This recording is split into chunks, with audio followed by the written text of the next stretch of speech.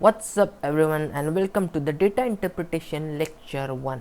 तो हम लोग ये डेटा इंटरप्रिटेशन का सीरीज करने वाले हैं। इसमें हम लोग देखेंगे कि डेटा इंटरप्रिटेशन सॉल्व करने में हमें क्या क्या प्रॉब्लम्स आते हैं और कुछ टिप्स, कुछ ट्रिक्स जिससे हमारा टाइम बचेगा, जिससे हमारे कैलकुलेशंस ईजी हो जाएंगे और हमारा थोड़ा सा परफेक्शन बढ़ जाएगा। तो आइए शुरू करते हैं। सबसे पहले तो देखते हैं प्रॉब्लम्स जो कि हमें डेटा इंटरप्रिटेशन में देखने को मिलती है, जिसकी वजह से हमारा स्कोर कम होता है। तो सबसे पहला problem with data interpretation is time जो है वो बहुत ज़्यादा है डेटा इंटरप्रिटेशन में। तो डेटा इंटरप्रिटेशन जो है वो बहुत ही टाइम कंज्यूमिंग है। मतलब आप ही सोचो ना, इतना बड़ा बड़ा डेटा दिया रहता है, 5 क्वेश्चंस, एक एक क्वेश्चन का आंसर कैलकुलेट करते टाइम अपने को हर डेटा टेबल 10 बार देखना पड़ता है, तो कितना टाइम कंज्यूमिंग होता है। तो और एक फिर सेकंड प्रॉब्लम जो है वो डिफ़िकल्टी लेवल, मतलब जो डिफ़िकल्टी बढ़ाई जाती है डेटा इंटरप्रिटेशन के क्वेश्चंस में, वो अननेसेसरी है, जिसका ज़रूरत नहीं। मतलब अगर स्ट्रेट डेटा देते हो जिसमें सब है तो हम इजीली निकाल सकते हैं, लेकिन जानबूझ के कोई डेटा मतलब देते नहीं है, जिसके वजह से हमें दो डेटा को लेके एक डेटा निकालना पड़ता है और उस डेटा को और तीनों डेटा को कंबाइन यूज़ करके कोई सोल्यूशन निकालना पड़ता है। तो इस तरह से एक अननेसेसरी डिफ़िकल्टी क्रिएट की जाती है डेटा इंटरप्रिटेशन में, जो कि हम इजीली क्रैक कर सकते हैं, जिससे हमारा ये जो डिफ़िकल्टी लेवल जो अननेसेसरीली क्रिएट किया गया, मतलब किया गया है हमारे लिए, वो मतलब परमानेंटली मतलब एकदम ख़त्म ही कर देंगे। इस तरह से हम लोग सॉल्व ही करेंगे उसको, वो आपको पता चल जाएगा हम लोग जब सॉल्व करेंगे तब। सो तीसरा जो है, जो प्रॉब्लम आता है डेटा इंटरप्रिटेशन के मार्क्स मतलब बढ़ाने में, वो है lack of practice. Obviously practice is important, specially with calculation, because calculation एक ऐसी चीज़ है जिसमें आप अगर हक देते हो, गलत करते हो, तो आपके हाथ के मार्क्स निकल जाते हैं।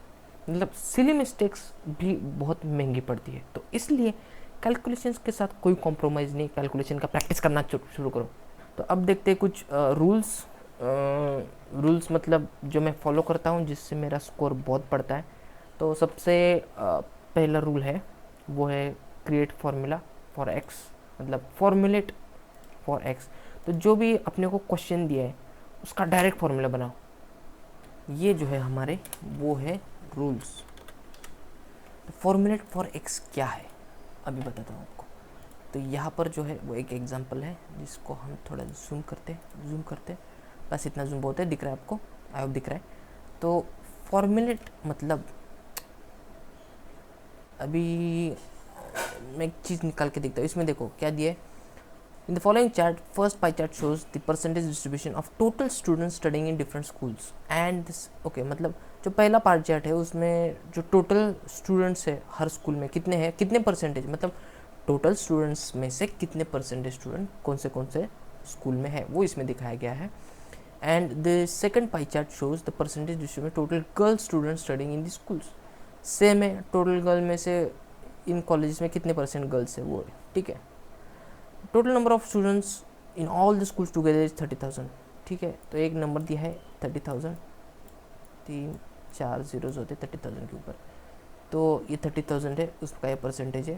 लेकिन इसका परसेंटेज नहीं दिया है, इसका परसेंटेज की जगह दिया है 3/2 the ratio of boys to girls. देखो अभी बॉयज़ टू गर्ल्स जी थोड़ा बड़ा हो गया नहीं, बॉयज़ टू गर्ल्स का जो रेशो है वो है 3:2। अब देखो, अब यहाँ पर एक चीज़ तो क्लियर है कि भाई इसका जो है टोटल नंबर अपने को चाहिए, क्योंकि आगे क्वेश्चंस जो भी आएंगे, what is difference between total number of boys and total number of girls studying in school, तो ये टोटल नंबर के सिवा मतलब कैलकुलेशन करना मतलब नहीं हो पाएगा। तो ये सबसे इंपॉर्टेंट चीज़ पहले निकालनी है हमें। B2G दिया है 3/2, यहाँ पर 30,000 दिया है टोटल B+G, तो B+G भी है 30,000। तो अब मेरा पहला रूल जो मैंने बताया था वो यहाँ पर अप्लाई करना है, वो है फॉर्मुलेट फॉर एक्स। तो हमारा एक्स जो है इसमें वो है, सॉरी, तो इसमें जो एक्स है वो है जी, क्योंकि अपने को ये जो वैल्यू है वो जी है, राइट। तो अपने को जी का वैल्यू निकालना है, तो जी के लिए अभी इन दोनों को कमेंट करके फॉर्मुलेट करना है। तो कैसे होगा, पहले ये b की जगह g का वैल्यू डालो, तो ये b की जगह g का वैल्यू कैसे आएगा, जब हम ये g को इधर भेजेंगे तो ये b का वैल्यू मिलेगा और वो इधर डालेंगे तो g इधर निकलेगा, तो यहाँ पर आएगा g 3g/2, g इधर जाएगा तो 3g/2 इक्वल टू b हो जाएगा। तो यहाँ पर डायरेक्ट लिख दिया मैंने प्लस g इक्वल टू 2 3 4। ठीक है, तो हमने g में पूरा फॉर्मूला कन्वर्ट किया, तो अब हमें ये सॉल्व करके g निकालना है। हो गया, समझ गया आपको पहला रूल कि फॉर्मूलेट फॉर x। हमने कैलकुलेशन नहीं किया कि भाई क्या क्या इसमें हमने करना है, मतलब पहले इसका परसेंटेज ये दोनों का इससे निकालो, फिर इसमें ये डालो, मतलब ये है सेम, सॉरी। तो समझ गया समझ गए आप। तो इसमें तो हमारा सीधा सीधा मेथड भी यही है, कुछ अलग आगे आएगा तो उसमें अपने को डिटेल में पता चलेगा कि इसमें और ओरिजिनल जो कैलकुलेशन करते हैं उसमें फ़र्क है। इसमें एक्चुअली ओरिजिनल कैलकुलेशन और ये सेम ही है मेथड जो मेरा है, फॉर्मूलेट फॉर एक्स, फॉर्मूलेट फॉर जी करना ही पड़ेगा अपने को, जी निकालना है। लेकिन आगे वाले कैलकुलेशन में ऐसा नहीं रहेगा, अलग अलग कैलकुलेशन आएंगे तो हमें चूज़ करना पड़ेगा कौन सा सही है। तो अब फिलहाल तो अपने को जी मिल गया, जी इसमें से कॉमन निकालते हैं हम लोग। ओ भाई कुछ ज़्यादा क्लोज हो गया, ठीक है। तो जी कॉमन निकालेंगे हम लोग, तो ये 3/2 + 1 इक्वल टू आ गया। तो जी इधर लिखेंगे, इसको नीचे लेके जाएंगे, कैलकुलेट करेंगे, फिर जी का वैल्यू आएगा, ठीक है। तो इस तरह से अब यहाँ पर मैंने दूसरा रूल जो है अभी यूज़ किया। देखो अभी मैंने इसमें क्या किया, जूम आउट क्यों हो रहा है भाई, ये देखो इसमें मैंने ये दोनों में से जी कॉमन निकाला और ये टर्म को नीचे भेज के जी का वैल्यू निकाल रहा हूँ। तो ये जो रूल है फिलहाल यहाँ पर ये कॉमन है, कोई भी यूज़ करेगा, लेकिन आगे जो सम्स आएंगे जिसमें बड़े बड़े कैलकुलेशन होंगे वहाँ पर भी ये रूल बहुत जगह यूज़ होगा। तो आप कभी सोच भी नहीं सकते ऐसी ऐसी जगह पर भी ये टेक आउट कॉमन वाला रूल बहुत यूज़फुल रहता है। अब तीसरा रूल जो है वो है वैदिक मैथ्स का मेथड। सो यूज़ वैदिक फॉर कैलकुलेशन। तो स्पेशली तो मल्टीप्लिकेशन के लिए हम लोग यूज़ करेंगे, ठीक है। वैदिक मल्टीप्लिकेशन के लिए किस तरह से यूज़ करते हैं, यहाँ पर कुछ दिख नहीं रहा है, चलो मैं आपको एक हाथ से बना के बताता हूँ। तो यहाँ पर है 68, ठीक है, मल्टीप्लाइड बाय 32। अब आप एक एक चीज़ थोड़ी करोगे, तो वैदिक मैथ्स का बहुत ही सिंपल फंडा है, ये और ये हो गया, अपना आंसर आ गया।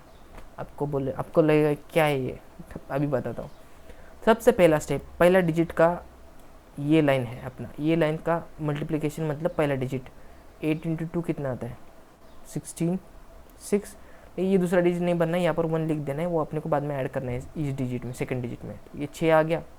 अब बीच वाला 2 लाइन, 6 और 2 का मल्टीप्लिकेशन 12, 8 और 3 का मल्टीप्लिकेशन 24, और ये जो बचा हुआ है 1, तो इन तीनों का एडिशन, तो 2 और 4 6 और 1 7, तो ये आ गया 7, और यहाँ पर 1 और 2 3, तो 3 आ गया आगे के डिजिट के लिए बचा हुआ जो भी है, जो भी आएगा उसमें 3 ऐड होगा। आगे का डिजिट कैसे निकलेगा, यहाँ से 6 3 × 18, सो 18 डायरेक्ट नहीं लेंगे, 18 में 3 ऐड करके लेंगे, 18 + 3 कितना 21, तो अपना आंसर है 2176। अब ये मैंने आपको एक्सप्लेन करते हुए किया है, डायरेक्ट करूँगा तो इसका स्पीड बहुत बढ़ेगा, क्योंकि बस अपने को मालूम है क्या क्या मल्टीप्लाई करना है, छोटे छोटे चीज़ मल्टीप्लाई करके डायरेक्ट लिखते जाना है आंसर। अभी मैं अलग नंबर लेता हूँ, चलो रैंडम लेते हैं 56 61, ठीक है। अब 3 2 1 स्टार्ट, 1 2 3, 1 6 6, 1 5 5 6 36, 36 + 5 41, 4 इधर 4 आ गया रिमाइंडर, 5 6 30 + 4 34, 3416। ईजी, कोई भी हो, 2 डिजिट इंटू 2 डिजिट कोई भी हो, ये मेथड से आपको बहुत ईजीली आंसर आ जाएगा।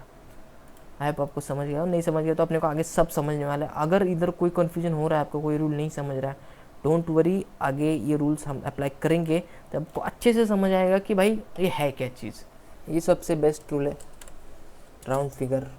ये डॉलर लिखा है क्या मैंने, सॉरी, ओके।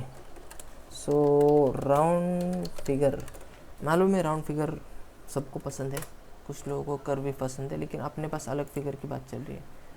तो यहाँ पर राउंड फिगर का मतलब सबको मालूम है, फिर भी मैं एक बार बता देता हूँ कि 1.24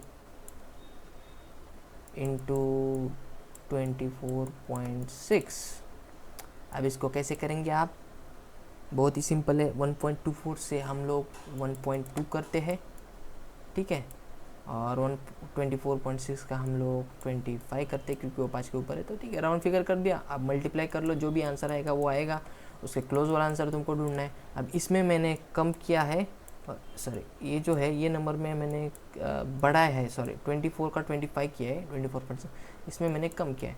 तो राउंड फिगर करते टाइम एक चीज़ ध्यान रखो कि एक चीज़ में अगर आप कम कर रहे हो तो दूसरी चीज़ में बढ़ाओ, ताकि जो आंसर है वो ज़्यादा क्लोज आ पाए। समझ रहे हो आप?